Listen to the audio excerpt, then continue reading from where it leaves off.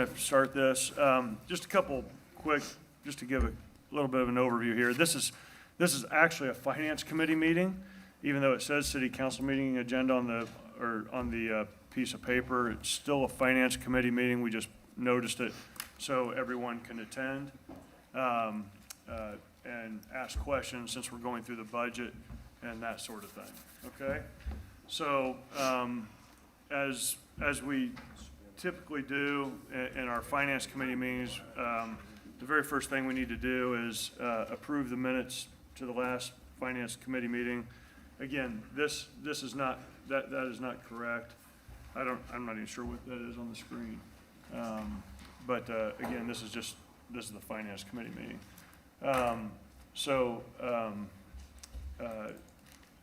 We have myself, Troy, I was Scott corrected Fry, to do that by Mike and Ann. Joe Edwards, Cindy, if you want to, just take the role that us three are here and so we can approve the minutes for the last meeting, please. Okay, Troy Patton, Yeah, here. Scott Fry, Here. Joe Edwards. Here. We all present. Okay, and then if we could have a motion to approve the. So moved. I'll second that. All right. Okay.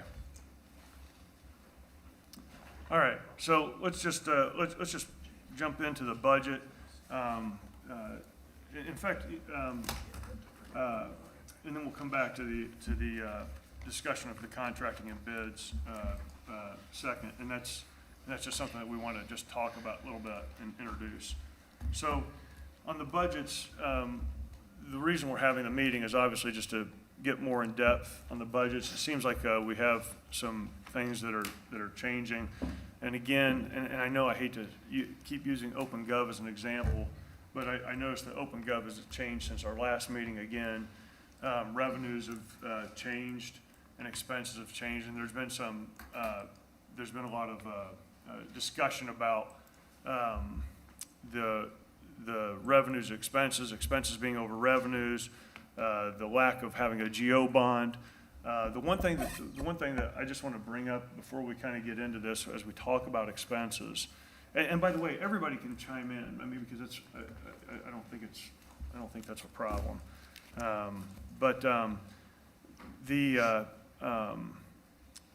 In lieu of the GO bond, one of the things that we can look at in the budget, when we look at police, fire, and the different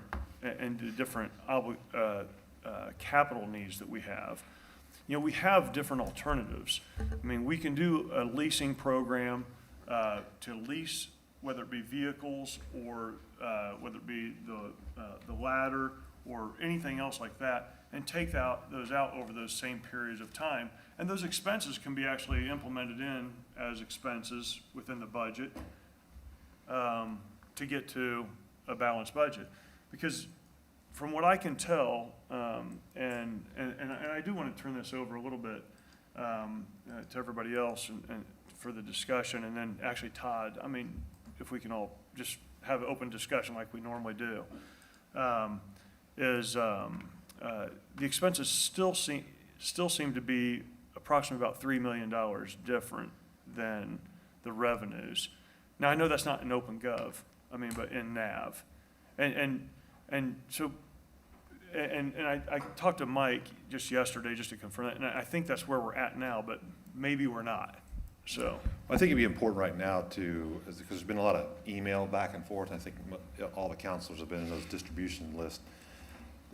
Chris can kind of recap what he's done to consolidate and why there is this discrepancy between what you see in OpenGov and otherwise is reflected in the system of record. So if Chris can just recap the different funds, and there have been some bond payments included in NAV and that are 21 bonds that retire out but have been included in 22. So I think there's some worthwhile just recap summary of where we're at and why there is this confusion or frustration. okay, that'd be Before good. you do that, Chris, just a point of order, Mr. Chairman. Is that the agenda for the Finance Committee meeting? I just want to make sure that the meeting is legal. It's not. I don't even know what that is.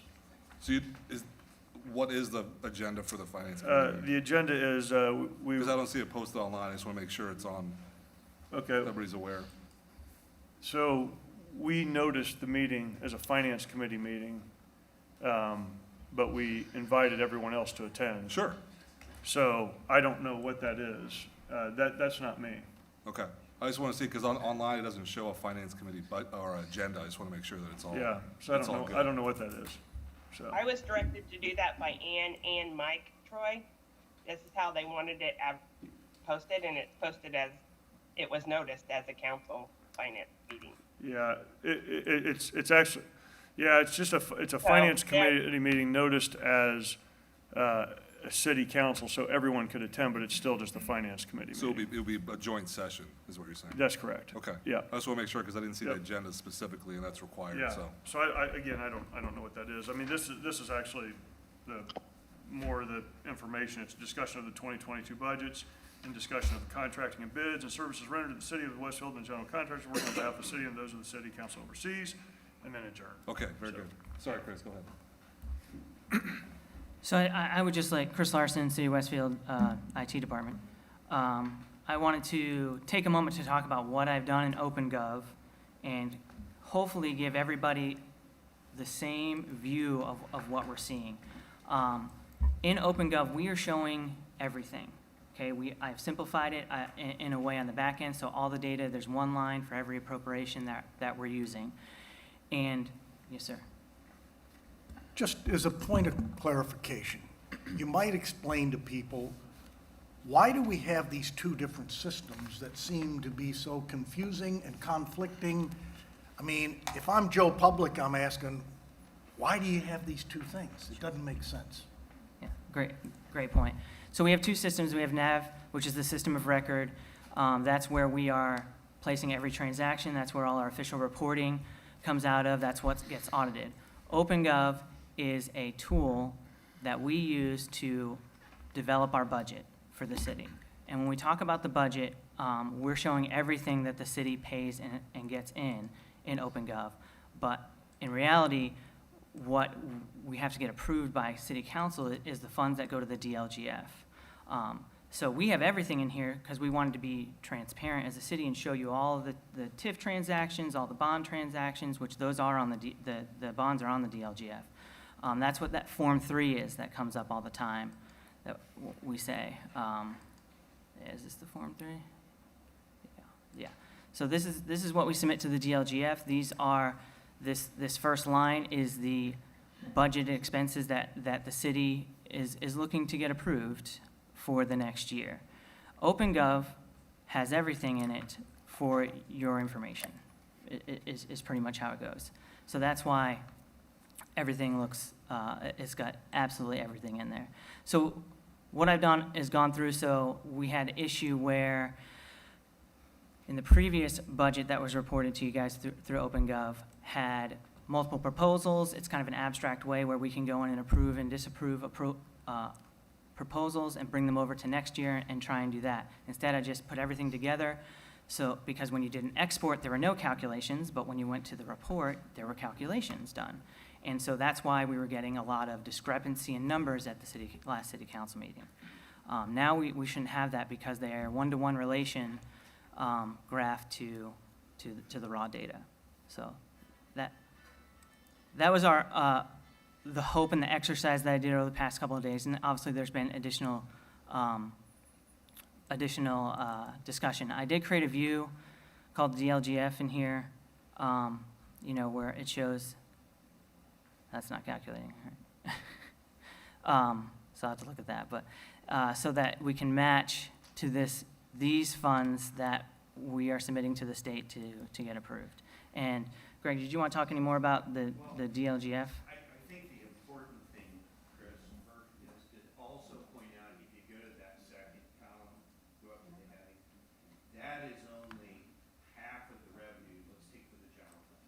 You got a budget of 31 million. You've got 15 million.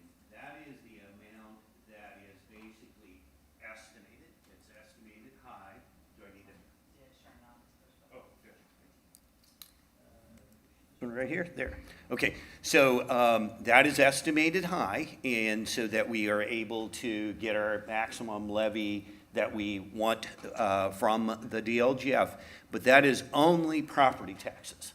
So if you just looked at that snapshot, you'd say, oh, wow, we're missing 15 million of revenue. Yes, we are in this snapshot. This is a form that comes out of Gateway, which the clerk treasurer drives the entire Gateway process. We help her put in the numbers, and she uses the numbers from OpenGov, and we got a great team approach on that. The other one, the current tax levy, is last year's. Doesn't really say much. So the key is column 3, only half of the revenues, but the entire budget. Now, if you scroll down, what we've said from the get-go is if you look at this, you're going to say, oh, wow, 63 million in expenses, 30 million in revenue, we're out of balance by 33 million. That's not true. So what we've done, and you've done in OpenGov, is you've shown, and by the way, OpenGov is awesome once you learn it. It's like any type of system. I'm using it over in Zionsville and a couple other places. It's awesome. So if you go to your OpenGov now, and can you just pull up those DLGF funds? The ones you've been putting together for us. And we were originally out of balance, let's say about 3 million, 4 million on DLGF funds. We told you that was because of 3 reasons.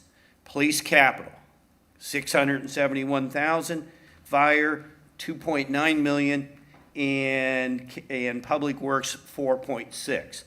Over 8 million. Otherwise, the DLGF funds are in balance. It's a balanced budget, except we've added the capital that we want to recommend to use cash resources. Keeping in mind, we've been looking at that very carefully, and then not have the GO bond. We can do one of 2 things. You can say, let's just give me operating revenues and operating expenses. And if he could sort that, then we'd see we're more than balanced. We've got a positive number. If we take that positive number and subtract the 8 million, we get a negative number, which is what Chris has shown in the past for just the DLGF funds. If you want the list here, here's a quick little list at the top there of the one that we were using before. So we have a balanced budget. We do not, if we add the 8 million, then we are out of balance by the capital additions or the capital projects. By how much? Well, we're going to find out on the latest and greatest. And let me explain a little bit, if someone, while you're doing that, Chris, what we found is once this came down to OpenGov, we had, I'll take one of the TIF funds. We had the TIF that came in here, and it had revenue, and let's say the revenue was $1,000, okay? What happened then is we found that then we would have debt service. Let's say we had a debt service line item of $200, okay? And that's debt. And then the 800, this is expenses, is operating. Okay. What we found is once Chris would run this in OpenGov, is we would now get a $200,000 or $200 payment down here in the debt fund.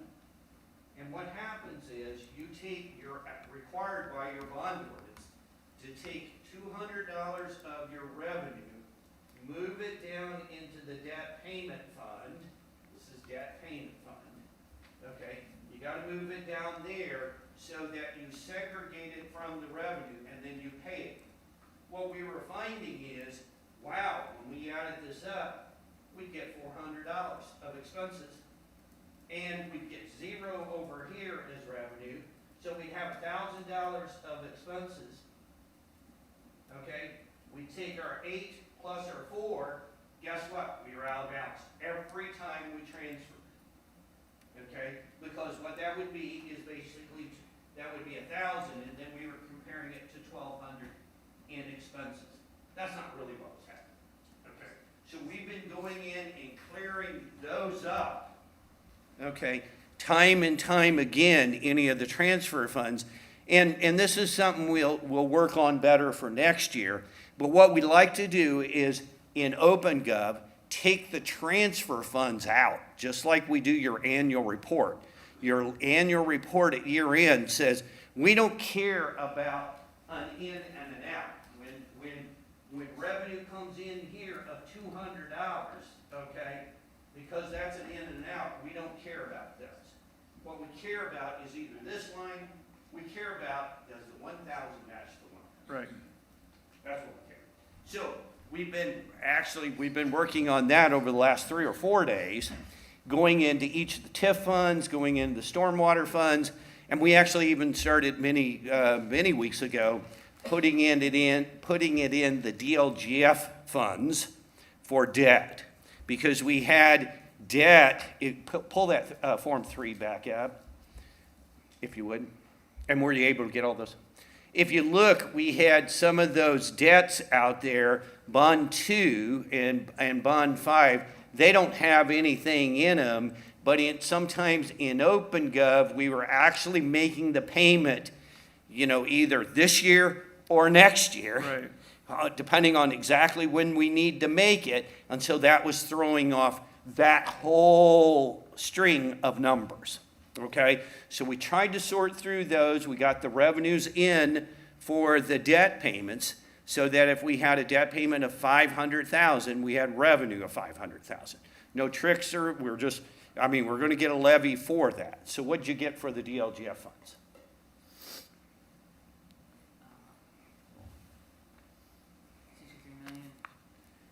So negative 4 million, that probably makes sense, and that's with 8 million of capital in it, 8.2. Right, okay. And then, hey, Chris, just do me a favor, just go over to the revenue side real quick. Okay, so that number looks about the same. Actually, maybe that number's a little bit different than the last time. Actually, yeah, the last number I had was 59,131,131, and it was the general fund. Yeah, not that. Actually, it was another one of the debt funds, I think. So fairly immaterial. Absolutely. Okay. And I don't think expenses, go over to expenses, I don't think expenses have changed at all. 63,993, if we go back to the Form 3, that's the exact same number. Okay, Misha has a question or comment. Yeah. But before we go there, let's just stay on the DLGF funds. Well, I want to hear what she has to say, just real Okay. quick.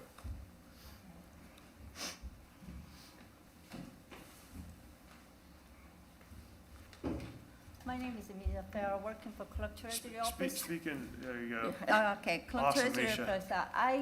I've been working with Chris, but I have something about the disagreement or need to be explained a little bit more detail on transfer funds.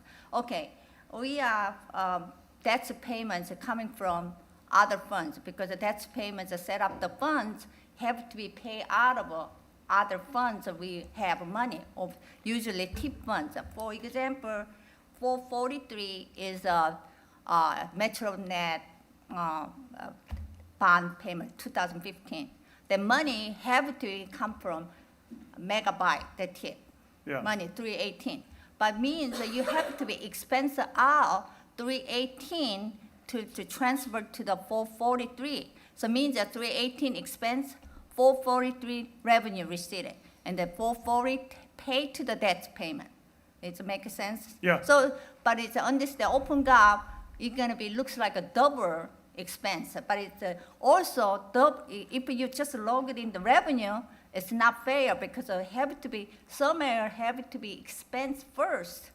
Yeah. And the transfer and the money to put it in the 443 paid to the debt. So the only difference that you're saying, Greg, It's is that Well- we have to make sure that the cash is Right, in right that now, account this to report be able to is- pay it. right. Which is really kind of what Greg is saying, correct? I mean, Right, but problem is that report here, 443 here, he have a revenue, but it's a 318 doesn't have an expense out because of no transfer. It cannot be right, but you have to be expense 318 to be transferred. but I you're- know, Yeah, so just to interrupt you real quick, Misha, just so I make sure I understand, just so far. So basically, you're just saying that we're having to put the money into that account before taking it out. right, Correct? Is right, that- there have to Greg, be does money that sound somewhere correct? coming out, Okay. right? Just like this. Yeah, Right. okay. But it's you open, right now, it's OpenGov, it only shows revenue side, no expense side.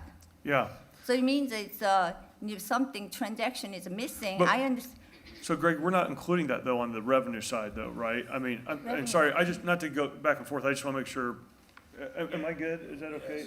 So what we're trying to Okay. do is just isolate it here. Yeah, Or if we don't, in some funds, we found this wasn't there.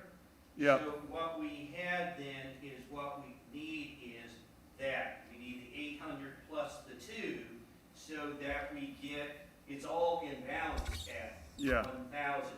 We've got a little bit of both going on, and that's what Okay. we've been trying to clear up. yeah. When it's in the non-DLGF funds, the transfer funds. Yeah.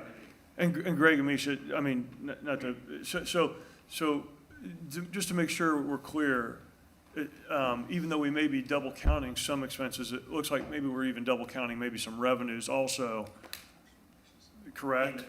In Yeah, the but it's past. not, it's Okay. a bottom line, you only need to be expect, that's a payment, just a that's payment is a be real true expense. Transfer in, transfer out, I mean, revenue in, you have to log it in the NAV. It's an accounting system, you have to be revenue in, expense out of another funds, you have to be balanced out. But this report doesn't show that, exactly that transaction. Yeah, So also, for example, 901, that's payment. It's have to come out transfer 900, stormwater. You have to be paid the 902, but they don't show the 901, 900 transfer, where money coming. That's payment have to come from somewhere to pay this tax payment. Now, It right means here, expensive, but somewhere have to show up, this report. since we're concentrating on this, there is a beauty in sinking funds. In other words, if I were a creditor and the city were a debtor, I'd want to know they had the money to pay this, just not, grab it from whatever tree it's growing on. That's kind of a loose analogy, but that's what sinking funds are set up for. And that way perhaps a few months or a year prior to the payment of that obligation, that you have the money present. And that takes some of the mystery out of what all these transfers. you're just saying to set it up so it's Yeah. already there, so we don't have to be moving in and Yeah. out. A sinking fund makes sense in that respect because there's the money. It's not going to endanger any other fund that we have set up for that, and it's paid. Thank you very much for listening. That makes the creditors Thanks, a Misha. bit easier when they consider us, I think. And this is the way, I don't know that you'd want a sinking fund for everything, but you've got a pretty sizable budget item in there for a fire truck, a ladder truck. You might want a sinking fund for that, or you might consider a lease. The only problem with the lease is you have a buyout at the end that could be rather large. So that's part of the negotiations of buying those things. But at least if you have a sinking fund, you got the cash to pay it prior to the arrival date of Yeah. when you have to pay it. Yeah, one of the things, Joe, that's a really good point. So, upon talking to Huntington, I mean, whether we do an operating lease or a capital lease, even though I know it's not the same in terms of the, government accounting standards. I mean, it's close, but it's not quite the same. I mean, we can do an operating lease or a capital lease, and that'll change that buyout at the end. Although, it doesn't have to either. Yeah, I mean- all we're trying to do is save the taxpayers money, and if we've got Right. some money that we can allocate from cash resources at no interest rate, which we think we Yeah. do, then we're saving the overall taxpayer money. And remember, I Yeah. keep trying to look at this 5 years down the road with the sustainability, and I've got that thing memorized. So that's our trail that we're trying to go down and save the taxpayer any money we can when Yeah. we can. So the only bad thing is again, we can't keep eating into the cash every year either. I mean, that's why when we were talking before, and I don't want to change what we're talking about on this unless we're Right. done with this piece of it. But whether if we go into our cash reserves of $4 million, that's not really what I want either.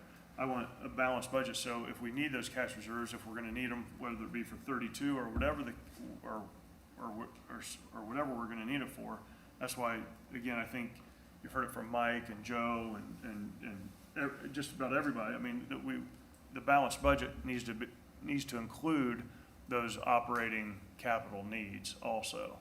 Yeah, and And whether they're lease payments or whatever, I mean, that's what we need to do. part of the problem in considering this is that you have a large capital purchase like a ladder truck or a group of police cars.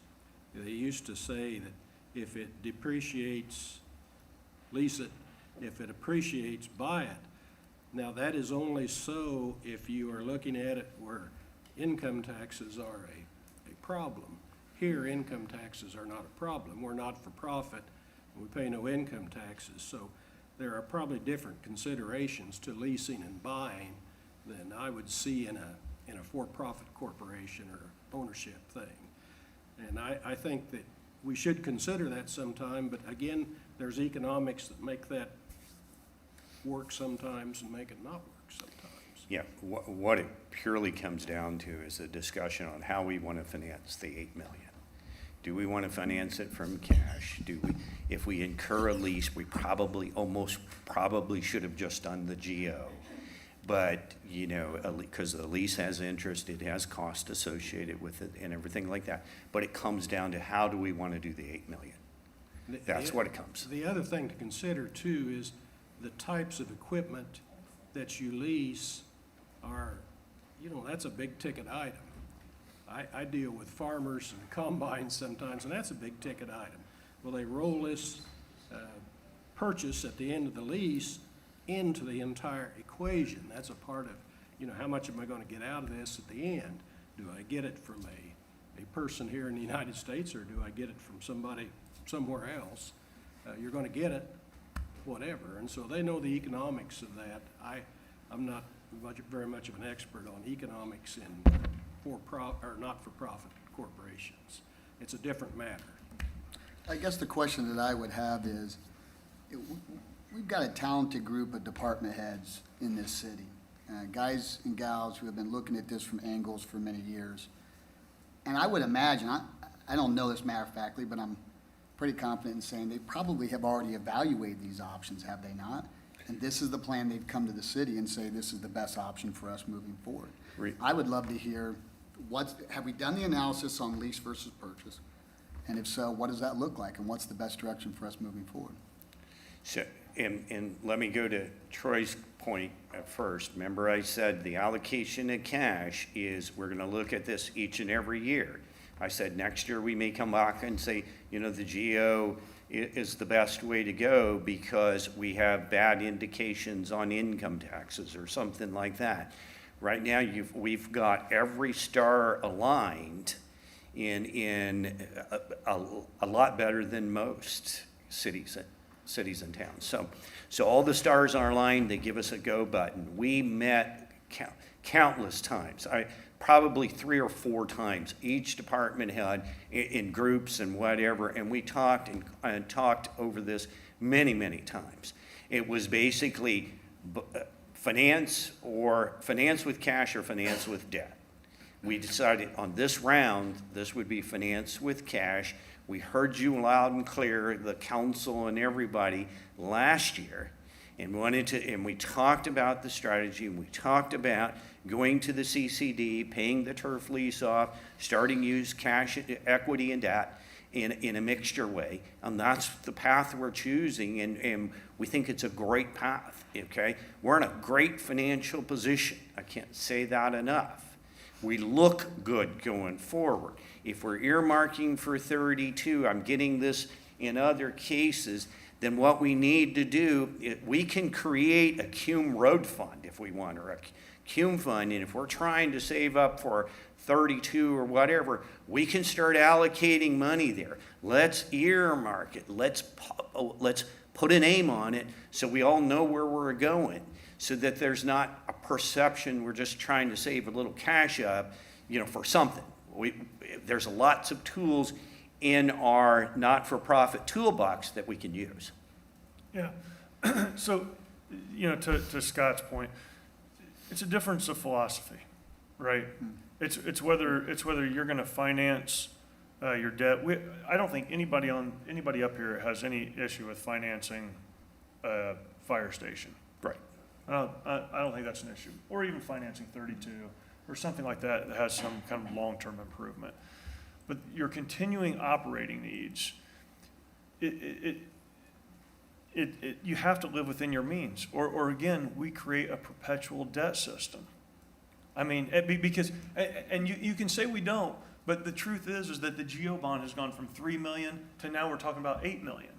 And soon it'll be 10, and then it'll be 12, and then it'll be 14. And then when we're at 80,000, it's gonna be $15 million a year. And we're gonna keep financing it. And I know, it's just a difference of opinion. It's a difference of opinion how it's transacted.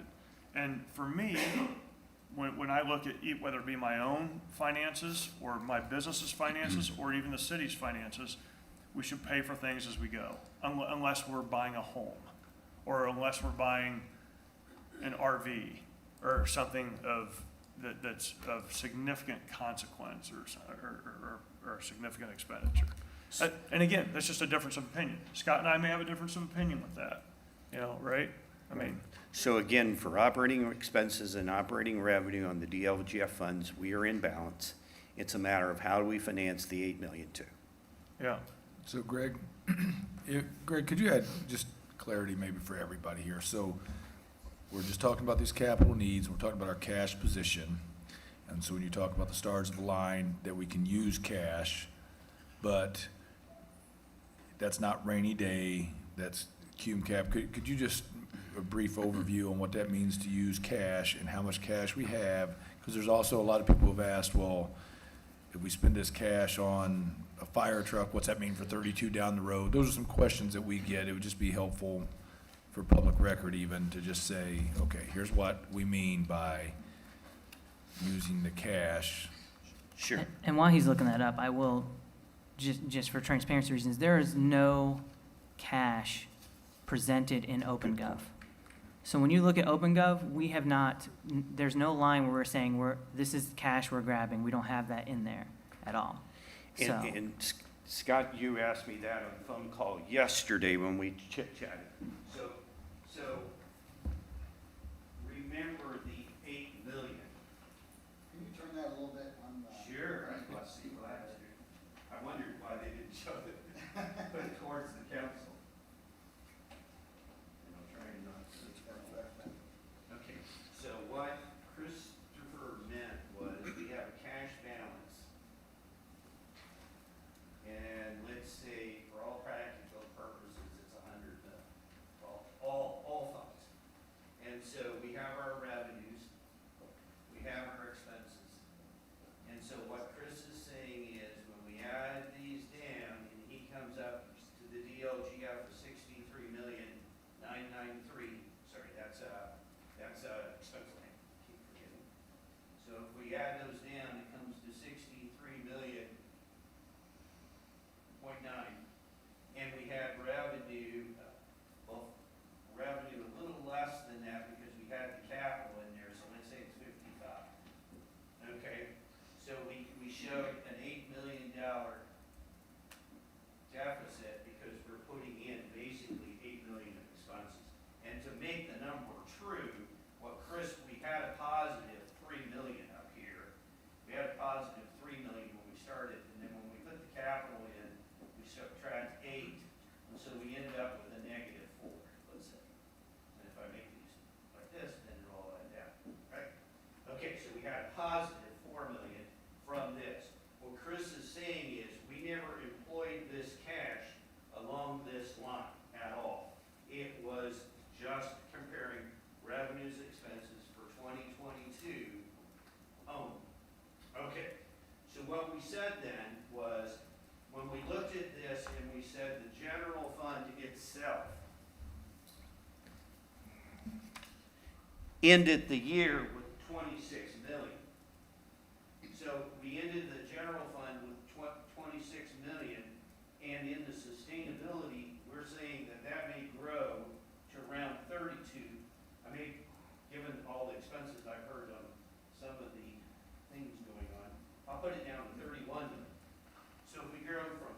26 to 31 in 2021, I feel comfortable what's going on. Then I project it further that with the budget that we're approving up here, that the sustainability or the fund balance at that point would be about 28 at the end of 2022.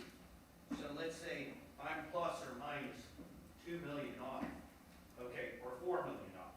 So it could be anywhere from 24 million to as high as 32 million, right? At the end of 2022. I feel with a budget of 28 million, we're doing really well on the general fund.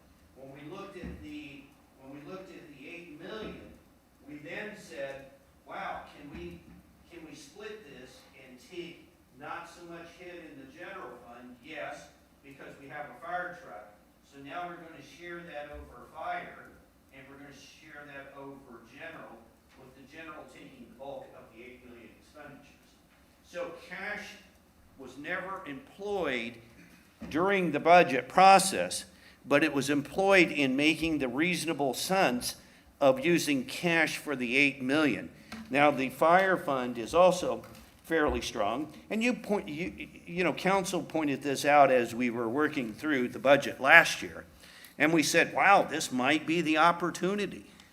This might be the opportunity to move ahead. So the fire fund, if I can find it here real quick, is also pretty strong, and we're trying to build up the fire fund for hopefully adding some new people, and we've been doing that, roughly page 26. So the fire fund ended with approximately 5 million, and it's expected to be 6 million and go to about 2 million. Little concern there, and so what we're looking at in 2023, we might put some more property tax dollars into the fire fund. We might migrate some property tax dollars from the general fund to the fire fund, or put more of our income taxes that we grow there. So we're kind of splitting the impact of the capital up between general and fire, and not making any one suffer any too much. So the CUME Capital Fund, which has been separate from all this, the CUME Capital Fund up here, we've got two CUME Cap funds. We got CCI and CCD. Really, CCI is just cigarette tax. It gets very, very little money. We basically build that as a safety net. CUME Capital Development here is $2,094,000, and that's because what we're trying to do is take the turf lease and pay it off. I believe it's about $1.2 million, and that $2 million is inflated by the $1.2 million. And then what we will do, that's built into 2.9. Then what we will do going forward is free up the CCD to basically do pay-as-you-go capital. Okay, and we're talking about doing equipment as we go. So now we're on a course to be able to say we've got some nice operating balances, and we've got a built-in fund-as-you-go, pay-as-you-go program into CCD. We've minimized one of our debts, the turf lease, got that out of there, and we got a nice course. There is one thing, Yes. when you think about that, there's a book called Robert Morris and Associates, which gives ratios for every kind of business, but municipalities and that sort of, I don't know that they give it for that. But as we either finance with cash or finance with the GO bond, if you finance with the GO bond, to a certain extent, you're kicking the can down the road in hopes that your cash balance grows faster than your need for expenditures to employees.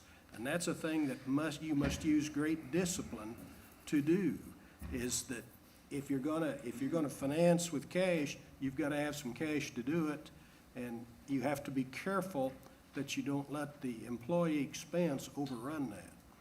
Right. And Joe, when it comes to Westfield, what we were doing is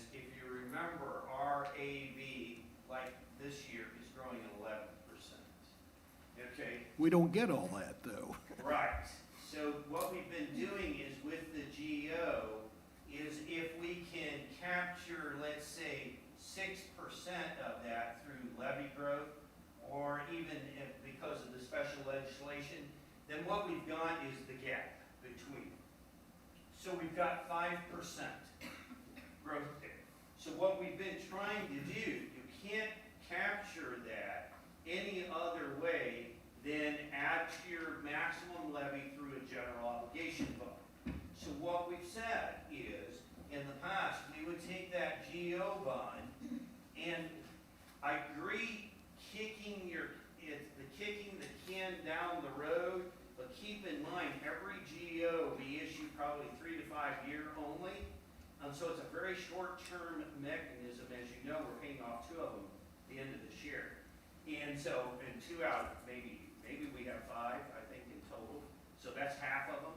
And so what we're trying to do is unlock the growth here. What's going to happen more than likely this year is that what we're going to do is we're going to have the same 11% growth. We're going to have a levy increase. We're not going to issue the GO bond. So the good news probably overall is the tax rate's going to go down, and the taxpayers are going to pay less. Now, if you're under or over the circuit breaker, everybody's treated a little differently. So we've got no worries about, I've got no worries about the GO. The TIF, I'm not involved in. The GO and all that, and with the building corp, we're fine in our ratios. I've got them in here. I show how much we use of our total 73 pennies to go for debt, and I tell you, I track that 9-10 cents, and it's going down. So I think the good news is this strategy is going to allow the tax rate to go down a little bit this year. Overall, that's a good benefit to the taxpayers. We're kind of returning a little bit of their capital, and we're still setting up for the future. It's a tightrope. We've been walking a tightrope since I got here. Joe, Yes, Greg, you have said that every year. What did you kept talking about, a brick wall? I said, we'll never hit it. Yeah. We'll either tap it or go around it. That's what you said. Yeah, and have we hit it? Yeah, I want to bring up one thing, and Jeremy, Well, thank you. yeah. Jeremy, maybe you could address this, and this is back to this, the vehicle replacement program. Between you and fire and police, that affects greatly, and then I also know you use some of those funds for matching funds for federal and state dollars. Yeah, correct. But talk about the replacement program, because I know you guys have spent a lot of time figuring out how, as you turn over vehicles, to turn them over at the right time, to maximize trade-in and minimize maintenance. And I know you guys go through the same thing. Yeah, and so, yes, we've explored all these options before. We've talked leasing. It's been a number of years since we've done that. We used to lease vehicles. What we've determined through our efforts is specifically on pickup trucks, it's about a 5-year window. So if we can trade them in at that 3 to 5 year time frame, then we recapture, because we buy vehicles at a very nice rate because we're the government, right? So we pay $30,000 for something you would go buy off a lot for $50,000. So what that translates into is if we hit that 3 to 5 window, we can go and we may get $27,000 for it because that's the real market value of it. So we're spending that $3,000 to $5,000 to own this vehicle for that period of time, and then we take those revenues and invest back into the fleet. So that's the reason why we have been doing the purchase option as opposed to a leasing option. I think we all know that when you're leasing a vehicle, you're paying the depreciation, and at the end, whatever the value is what they get back, right? Ours don't depreciate like Burger King's vehicles do. It's a bad example, but it's an example nonetheless. So, and then As far as our bigger trucks, our dump trucks, tandem axle trucks, things like that, we keep those from 5 to 7 years. And reason being, and we try to get them out right at the right time, and I'll give you an example of one that was gonna go out of our fleet this year. Trade-in value for it was $30,000. We had it set to order trucks because they take 9 to 12 months. Geo bond was no longer a discussion, cash wasn't allocated, so we had to hold on to it. DEF system went out of it, so the emission system went out of it. We had to spend $30,000 on a $30,000 truck to keep it on the road so that we'll have it available for the winter. It's a balancing act all along the way with all the vehicles. Travis Stetnish is our fleet manager. He does a really nice job, manages everything except for the public safety side of the business. And we need to stay on that obsolescence strategy. I know that we talked a little bit about the $8 million, so it went from a $5 million geo bond to an $8 million geo bond. At least from my perspective, that's because it's 2 years worth of geo bond. Because we always spent in the calendar year that the geo bond would be issued in November, December, and then reimbursed to where those funds were cash flowed out of. We missed a year, so everything you see in my proposed budget is for the 2022 and 2021 and 2022 geo bonds that were part of our strategy, both of our vehicle obsolescence strategy as well as our capital improvement strategy. So we do fund a significant amount of road projects out of this geo bond as well. And since I have the microphone, I know we've talked a little bit about, or it's been mentioned a couple times, and certainly over the last month or so, of concerns associated with funding State Road 32. When the mayor and I committed to this project in 2018, we committed to paying cash for it out of impact fees. Ran a new revenue report this morning. We have $7.9 million worth of cash in the road impact fee fund. We have approximately, let me see here. I'll pull it up. Roughly $792,000 of encumbered funds. So projects that we get a PO, those dollars are set aside encumbered for that project, remaining spend for the year. So in theory, we're gonna start 2022 with $7 million in cash. We're gonna continue to collect revenue all year long in 2022, and then we are going to pay for State Road 32 in the first quarter of 2023. We cut a single check to NDOT once the project is bid, and then our obligations are done. We are set easily to be able to pay cash for that, aside from general fund or any other funds, and still be able to continue our capital plan and fund all the other projects that we've been talking about. One hiccup is when we look past 2023, I don't have funding source. It was obligation bond before. We know we can't continue to fund cash. So when I sent the email to you all before, that was my point, was I can't look beyond 2023 because I don't know where the money's coming from. So it's really hard to plan a project for, say, 2024.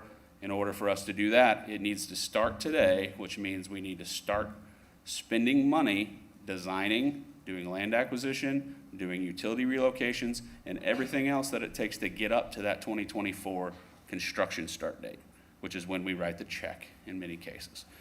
So that's my hang up. You're talking about beyond 32, correct? Yeah. Yeah, so once you pay for 32, why wouldn't you be rebuilding that fund then again? We will be, absolutely. Okay. But I have to spend money today to have projects in 2024. Right. Which is what I was doing with the general obligation bond dollars. If that goes away, I don't have the money. One option, and I've thrown it out a couple times, is if everyone is okay with bonding State Road 32, and we want to make that decision, then I have a very nice nest egg of cash that we can start planning those other projects in for road impact fees. Okay. I think that's an easy decision that helps me. It doesn't, now, I haven't talked to the mayor about that because we committed to paying cash for it, but Right.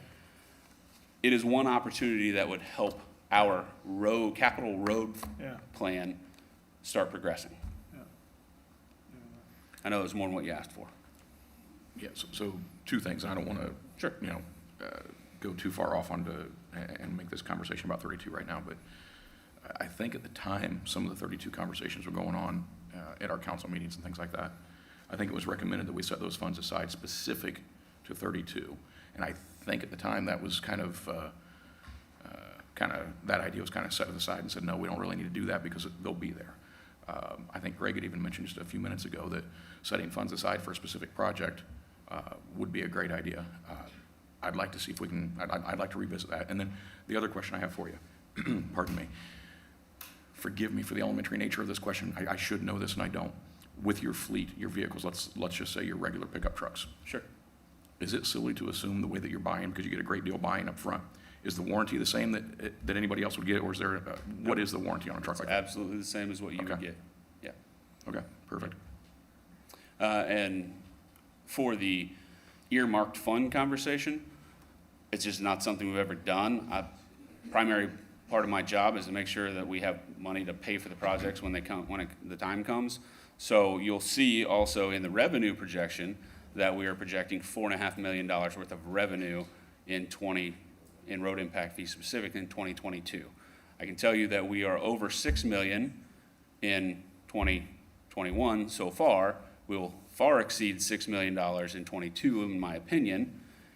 We reserve those funds by not projecting the revenues and subsequently not budgeting the expenses. So any excess over those two are just set aside for the following years and future projects. So there's nothing on there that says, hey, this is for State Road 32, other than it's part of our capital plan, and that's what the dollars are planned to be used for. Yeah. Can Thanks, I Jeremy. ask a related question on this? 'Cause Yeah. I don't know how it's gonna impact, and it's not for sure yet, but we are in discussions with NDOT about a short-term funding strategy, if you will, for us to actually pay for the improvements at Mule Barn and 32. Yep. As you know, and is that factored in anywhere? It's Our- obviously a short-term coverage because we get reimbursed. Right. Our portion of that project is considered in the capital plan and even in this 2022 budget. The cash flow nature of it, so us, in our last meeting, and I have an email I haven't gotten to, they weren't proposing that we upfront the cost and get reimbursed. They were proposing if we do it in that calendar year, fiscal year 2023, that they'll just pay their part as that goes. So it's a conversation that is yet to be determined. The short answer is, if we do have to upfront that cash flow, you're talking about probably a 3-month-long project out there. The bulk of that fee coming at the end, we send NDOT an invoice and they send us back. Can I cash flow that out of road impact fees, like the cash that's sitting there? Yeah, I can. If we want to take it from any of the other reserves and reimburse that via reimbursement resolution, so we take it out of the general fund cash balance, pay that NDOT portion, NDOT pays us back and puts it back in there.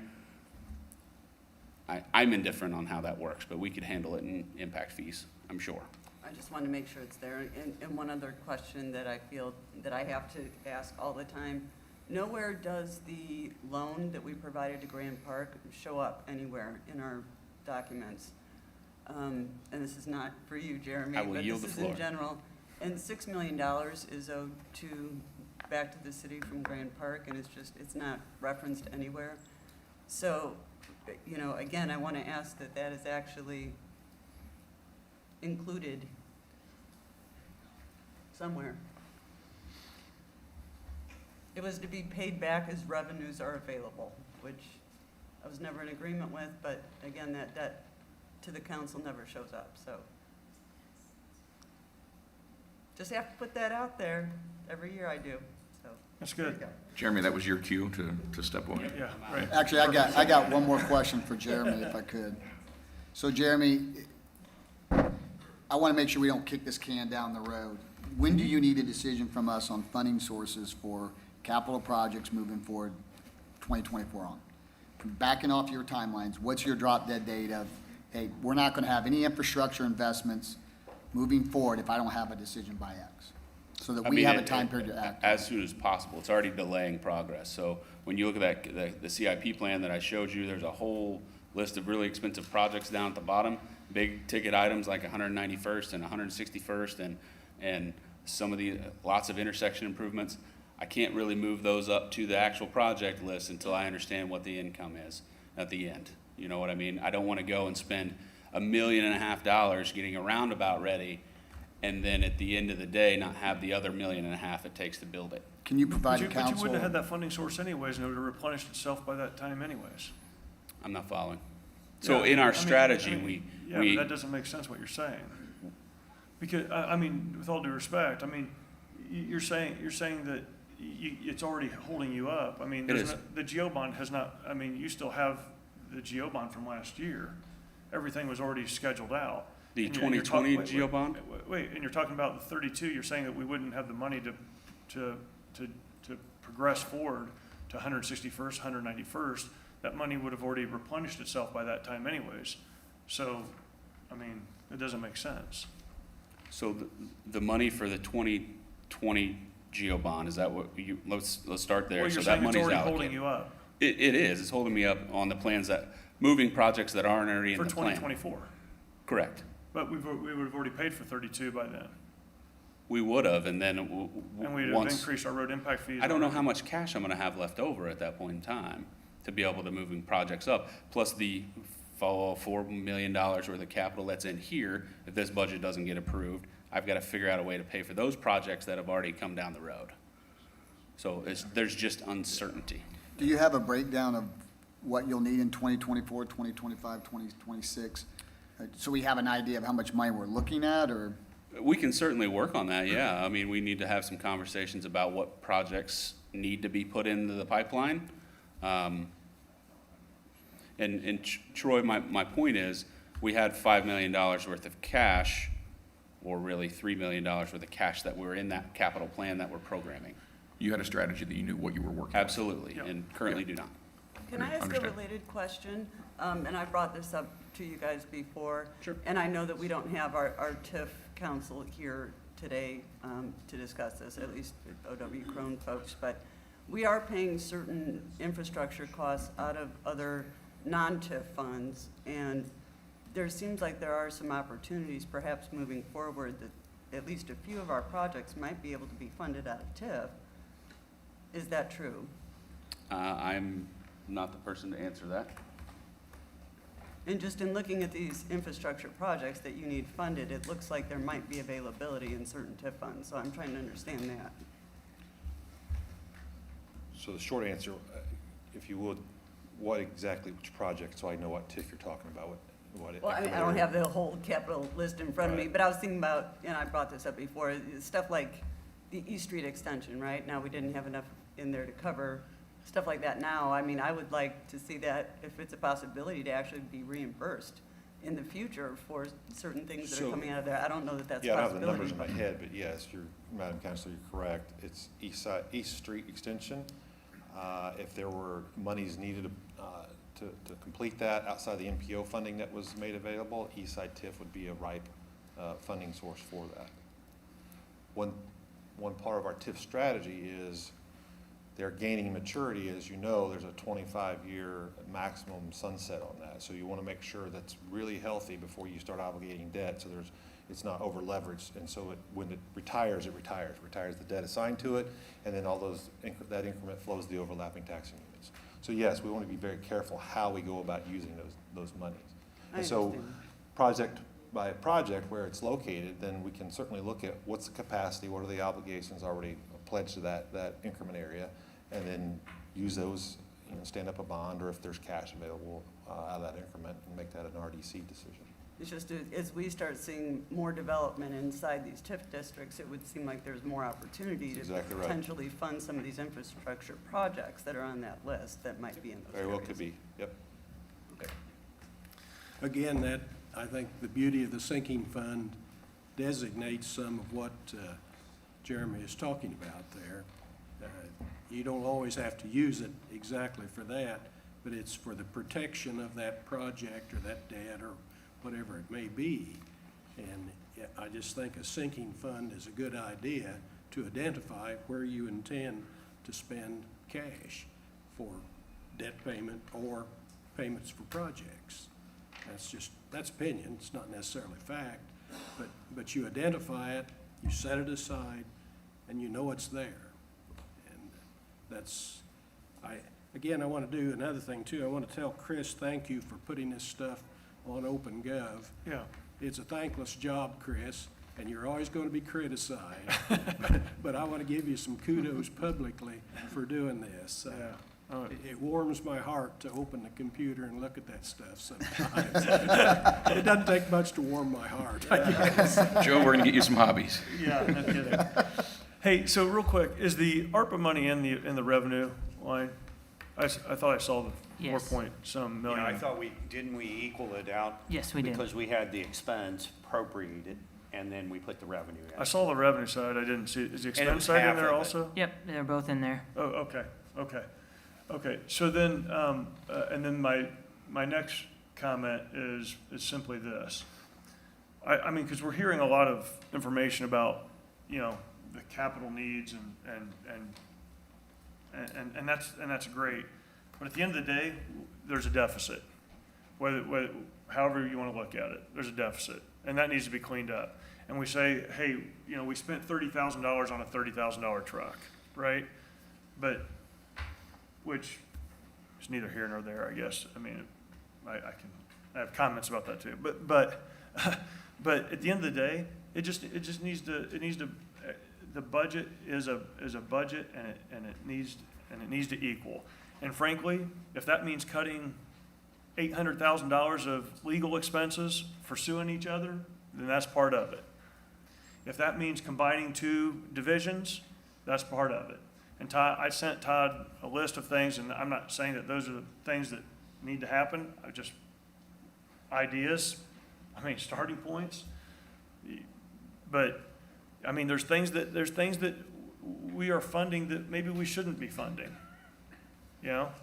And whether it's 30,000 here or 100,000 there or 400,000 there, I'll bring this up again. We are sitting here in October, and our special examination that we've had, we still don't have anything, except a lot of bills. That's great. That's great for the taxpayer. They get to fund all that. And I could think of worse things than reducing the tax rate. Seriously. We're talking about, oh my gosh, well, we might reduce that tax rate. Well, okay, doggone it. Let's not do that. Let's go ahead and throw a $100 million GO bond. Let's spread it out for 20 years. Let's make sure we keep our tax rate high for everybody. So at the end of the day, for me, unless we have a balanced budget, I'm a no on the budget. And I know that has consequences, but it is what it is. So. I've got two comments I'd like to make, if I may. Yeah. First of all, Councilor Spaljarek asked a question, and I don't know that that's been addressed. I would like to see somebody point us in the right direction related to the Grand Park question that Cindy had asked. Secondly, maybe to echo what Councilor Patton said,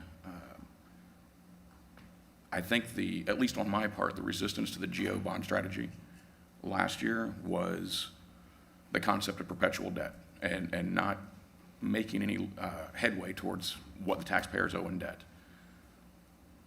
I think if we spend more than we bring in, no matter how we slice and dice it, we're really not correcting that concept. And that's not okay. So that's my 2 cents. Greg? Okay.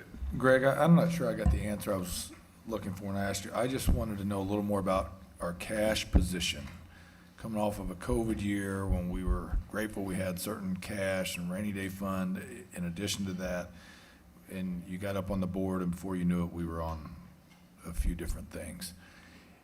We have $8.2 million in capital needs.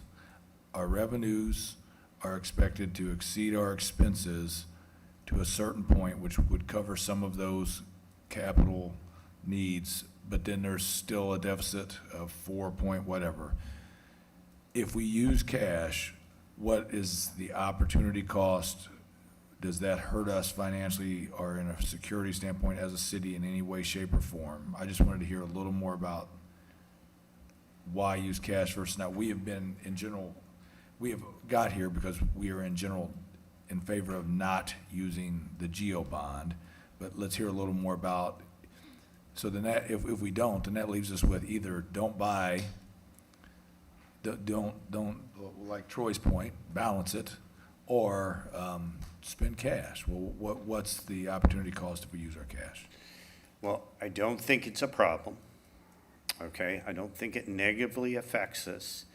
I've heard comments about perpetual.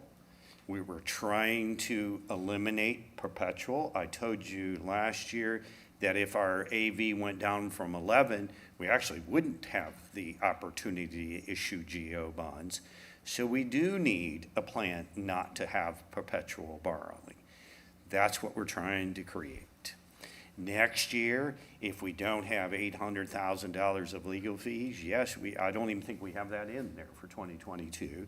So we have that savings. If we don't have those going forward, that gives us $800,000 a year to use.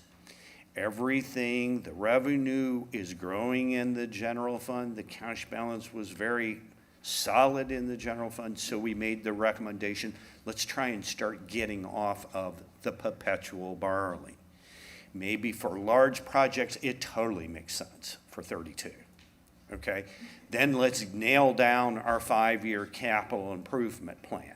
I want to nail it down. I want a document from all departments on our 5-year capital improvement plan, and let's see if we're going to Troy's $100 million GO. Don't think we are, but you know, that's kind of an exaggeration. So what I want to do is nail it down with the 5-year capital improvement plan, and again, say, let's work together as a team, let's all be in this together, let's try and figure out the best way to return and have no cost, have no interest cost if we can, and effectively use what the taxpayers paid in. Okay? So, I mean, I can go fund by fund, beginning balance and ending balance, you know, to give you the total funds, or the clerk can give you what we had in June 30th. She could probably give you the total funds that we have as of the end of September, right? Since we're in October. And so, but I feel like we've got to, you know, we're fine. So if you give me one specific question, I'll answer it with a specific answer. Yeah, how much cash do you think it's safe for us to spend? And then therefore, how much should we have to borrow if we agree to all of these capital needs and the budget as is? Well, we've always said that the minimum cash balance in most of the property tax funds should be no less than 25% of revenue. Now, we'd like it at 50% of revenue. We don't need it necessarily at 100% revenue, so let's guide it towards there. And that's what I'm trying to do. Okay? You said The 25? The standard, the S&P standard minimum is about 25%. We want 50%. I'd like 50, you know? You know, you can't always get what you want, you know? And again, those are in the property tax supported funds. We may need 100% if we're trying to put in, we may need 100% in the fire department if we're trying to put a lot of firemen on. Remember, this budget's got a policemen and firemen added to it, so we're trying to increase our services there. If we weren't doing that, then we would have less of a $4 million net number. Okay, but that's really critical, and it's really what the mayor wants to do. But they won't all be coming on boom. I mean, there's going to be a gradual hiring. Right, and we keep saying, you know, let's get past the 1782, let's get all those, the final budget order, and then let's gradually put them in. That's what we're doing all across the state. Yeah. Just to point out, so legal is close to $800,000, actually, if you add up all the legal. I mean. For 2022? Yeah. Okay. No, I know. Yeah. I stayed the heck out of that. Yeah. Wasted money. So again, Jake, did I help, did I answer your question? Because I'm not trying to. Well, I was hoping to get an actual number too. Okay. Like how much cash do you think we should spend, and how much do you think we should borrow if we were to fund everything that we've been asked to fund? Well, okay, today, I think we can spend the $4 million.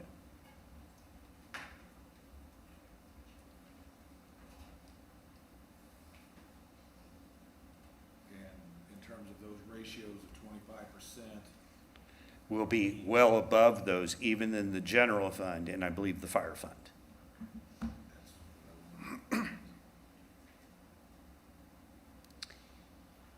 How much do we spend on OpenGov every year? With the new budgeting addition as well we're working to tie it to NAV so we can push out reports, in graphical form to citizens. I believe it is $60K a year. 68, yeah. 60. 60? Yep.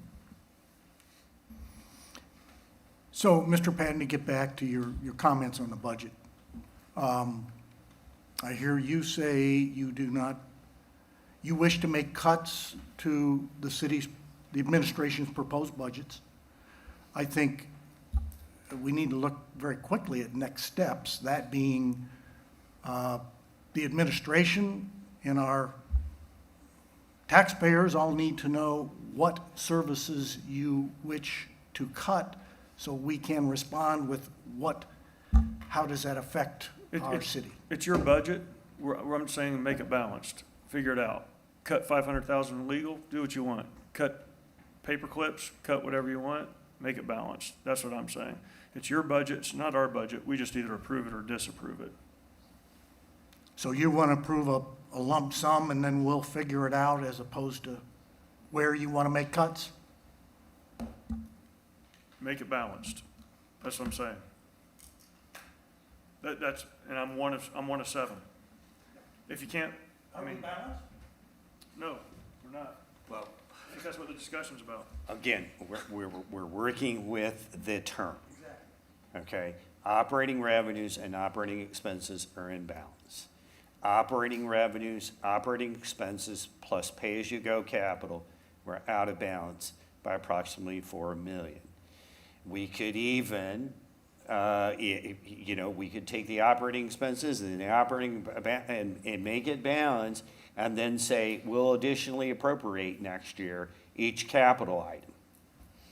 Okay? You can't accomplish the same thing, but that's a waste of everybody's time.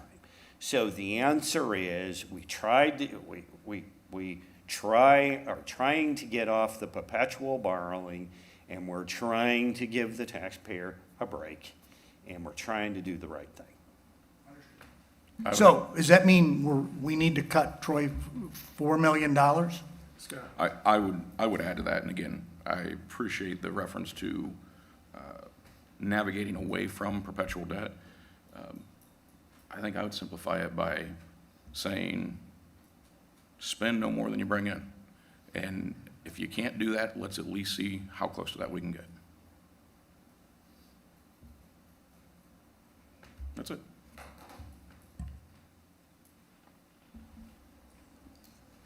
Okay. I need guidance on where you want me to cut then. I'm not the mayor. I mean, with No, all due but you control the respect, purse strings and you know exactly where each category is. I would appreciate, I've given Todd a list of things, Okay. of things that maybe to look at. I mean, we can sit here and quibble about saying, well, we're on budget except for this. Okay, well, hey, let's do this. Let's buy all the capital needs. We're on budget even with all the capital needs, but let's say, but if we add in the legal and administrative and these other things, then we're just a little bit over. I mean, you can call it either way. That's what I'm saying. It's like, I mean, that's a balanced budget, simple as that. Just like Scott said, just don't spend more than you bring in. It's really easy. So, Can I make one comment? yeah. While I agree with you, we are in a kind of this weird spot right now because we're transitioning out of our GeoBond strategy.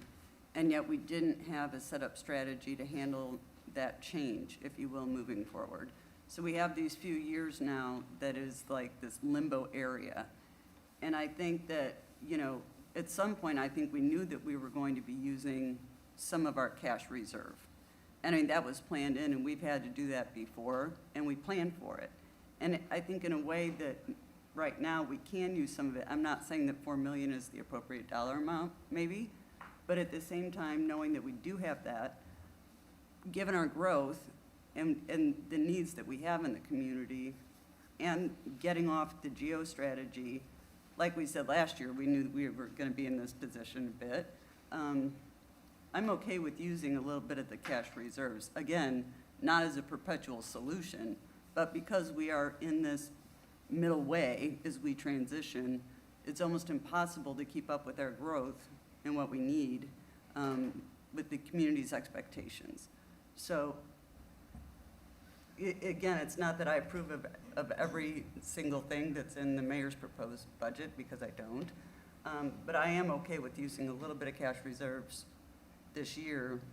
And again, and hopefully then slightly less the following year to get us completely off of that strategy too. Yeah. But we are in this almost explosive growth scenario here, and that's part of our issue. Yeah, and actually, those are good comments, right? So I would equate it to this. Anybody that has investments, they look at public companies, right? And public companies always come out and they say, hey, we had a one-time expense of this. And it's amazing how many times, how many quarter after quarter, those one-time things always come up. Oh, we had a one-time charge off for this. And then, amazingly enough, and they always say it's one time, right? And so they say, well, comparatively, their earnings were 62 cents to 60 last year if you take out the one-time expenses. And then amazingly enough, the next quarter, they had another one-time expense. And then COVID hit. We had a one-time charge. And then, we had to close that factory. That was a one-time charge. But otherwise, we made our numbers, right? And that's what happens. And I hear you. I hear you. And is what I want to see is, and you touched on it, there's expenses that are absolutely, we don't need in the budget. And I would not waste an opportunity to cut some of the things that we don't need or to be more efficient than we can be today. Otherwise, we're kicking that can down the road again next year. And that's what I don't want to see.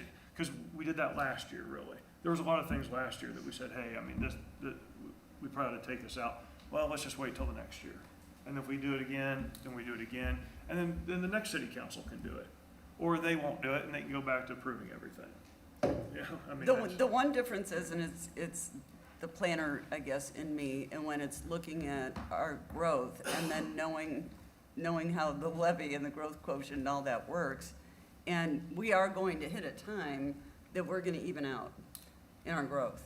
This level of growth is not going to continue. And so it will even out where it's going to be more matching in terms of what our needs are and what we're able to capture. That's why we need to get on that page today. And it may happen 15 years from now, in all honesty, right? it may be way down the road. Mm-hmm. But for me, I'd like to see it happen. I'm on city council today. I don't know what's going to happen in 15 years. I want it to balance today and then, into the future. And then if we do replenish that cash, or we have those additional revenues next year, then that's something that we can always look at. But I hear what you're saying, and I agree with parts of it, not all of it. I know. So So, Mr. We Mayor, want to your to- recommendation or question, Well, here's what I'd like to do then. If you wish us to cut $4 million off of our planned budget, we have Mr. Patton's proposal as to how to do that. I would respectfully ask to hear from each one of you where you would recommend that we cut back. That's not easy. Mr. Mayor, I don't agree with that. Any place I ever worked, it was the administration's job to lead the parade. And it always came back, when I worked, to me to say, well, I'm going to the president, and here is the budget I'll propose. And he said, I don't like that. Edwards, you take it back and fix it. I think there's a little of that in my thinking here, too. Well, but you are just that, a council. And if you want to cut services, it's going to affect some things. And if you've got ideas of what we can do with the least affecting, I mean, I'd like to hear from you. That's my request. I'd drop all the lawsuits to begin with. There's a real easy one that the taxpayers can all win on. Yeah.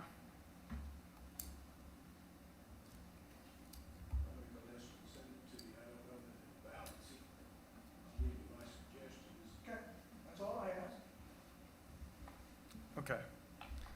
Anybody else have any other comments before we move on to the next thing? On the budget? That was a- I do, Troy. Yeah, Cindy. We have got to do something with Form 4 to get it, as soon as we can, to get that submitted to DLGF. So- Cindy, we might want to remind them about the timeline, and if you could pop up the Form 4, we have our public hearing Yeah. coming up, and what Okay. is that date? I don't have it I'm memorized. not real sure either. Okay, so we'll get it up, Cindy, and Yeah, because we Form do, 4? Okay. Yeah. Misha, do you have a Gateway? Do you have access to Gateway? yeah. Can you tell We us all what's published at the top of Form? Oh, she doesn't have Not it right right this now. second. Okay. Yeah, it's. we So have to our go to- our next meeting is when in October here? I don't have any think it's next calendar. The next Monday, the 11th, I The believe. 11th? Next Monday. Great. Okay. 11th of October. So I'm assuming, yeah, Okay. so that's probably your public hearing. Right. Okay, without the ordinance or the Form 4 in front of me, I don't know. Yeah, Form I don't 3. have It's it actually on Form 3. Go to Form 3. That's right, at the Greg, top. it's on Monday.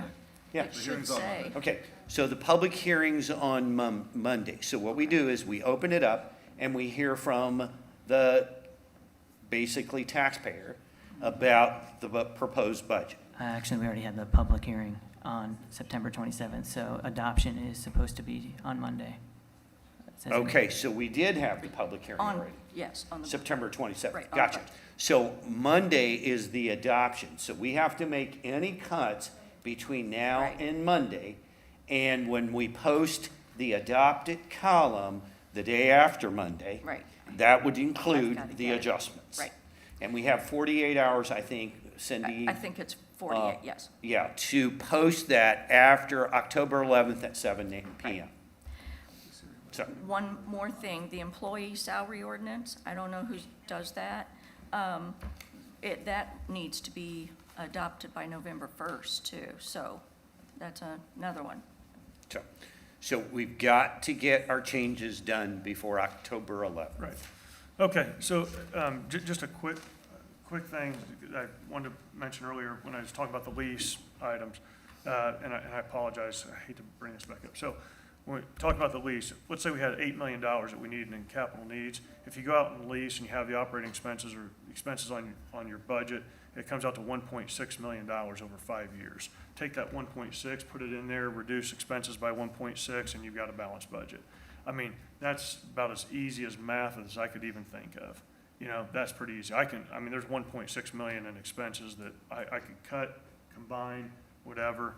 That'd be pretty simple. Okay, so with that being said, just, next real quick thing, and then we. But if we were gonna consider lease, I would wanna know the difference in cost between GO bond financing and lease financing. Well, Like if lease financing is cheaper than GO bond financing, sure, but is it? I mean, I'm asking, I'm not. It's actually about the same. If you look at Huntington or places like that, the interest rates are unbelievably low, and you don't have necessarily the takedown or anything like that on the bonds. Okay, so the advantage is. There's no legal services. No I legal mean, services. Yeah, no takedown. Like, that's a good question, though. If Yeah. the interest is the same, then what's the difference? Yeah. So, And could I comment? So the lease works good on the fire truck. The lease does not work police well cars. on roads. Okay, and Jeremy, most of yours are roads, right? Trucks. Roughly 4 million of the 8, maybe even more than that, is road construction. Yeah. Okay, so the GEO then was a way to put together a market basket and get the best interest rate and have everybody compete. That makes it even easier. You have $4 million that you're over budget. He needs his $4 million for the roads, there's $4 million. He wants police cars, we need fire trucks, we can do it all, we lease it out. Now we're talking about $800,000, we cut legal, and boom, we're done, balanced.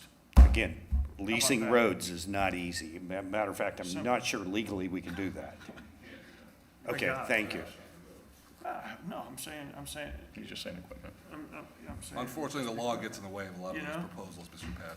So, okay, so anyways, discussion of contracting and bids for services rendered to the city. One thing I just want to propose, this is going to be a new resolution or ordinance. I just want to talk about this and see if, see what everybody has to say, and we don't have to have a deep conversation about it today. But a proposal that would basically state that if I'm in the administration or any, that has any kind of influence over decisions, whether it be the RDC or anything like that, whether it be in a TIF district, if my relative is in concrete business, that whether it be under a general contractor status or a direct hire, that those items would be bid no matter the cost. Simple as that. So that way it stops influence from, if Jake is my cousin and I say, Jake's got a concrete business, and I say, well, I want Jake to do that business. I want to make sure he gets that business. But I hired a general contractor to get it, then we have to make sure that Jake bids it out. Okay? So, I'm not sure I understand that, sir. There's a conflict of interest statute that requires that very thing. well, So what's the proposal? How does it differ from that? this is open for, we're just talking about I'm discussing. just asking, just because I didn't Yeah, I know, review but we're this just thing to talking make about, sure it's we're just talking legal. about discussing So how this. does it differ from the conflict of interest statute? Well, I don't know. I mean, are you acting as the city attorney, or are you what attorney are we acting as right now? I don't really understand what you're Sure, saying. yeah, there's a form, all you have to fill it out at the beginning of the year anyway, if you have an interest during a particular year, if you have financial interest in any contract or anything that's done on behalf of the city, you have to disclose that every year. It But has to be if submitted to the he's my court. cousin, he doesn't have to. There's a line in the statute that requires what the disclosure is for. I'd be happy to go through it with you, just give me a call. Yeah, okay. I'll talk to Ann about it, thanks. So, that's just something I want to just talk about or get that out on the table for, okay? Anybody have anything else? I'm good. Nope. Joe? Okay. All right, meeting's adjourned, thank you.